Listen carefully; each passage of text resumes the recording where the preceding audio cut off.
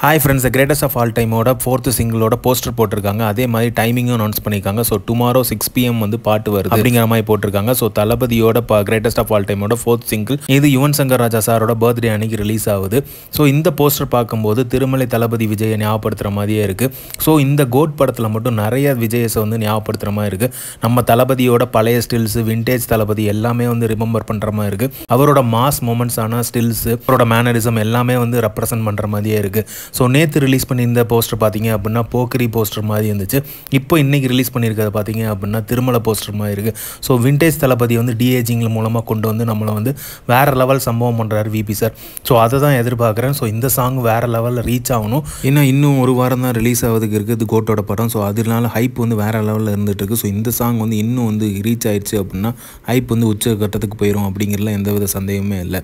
So இந்த மாதிரி தளபதியும் பற்றின அப்டேட்டும் தெரிஞ்சுக்கிறதுக்கு லைக் பண்ணுங்கள், ஷேர் பண்ணுங்கள், ஃபிலிமா சேனலை சப்ஸ்கிரைப் பண்ணுங்கள். தேங்க்யூ.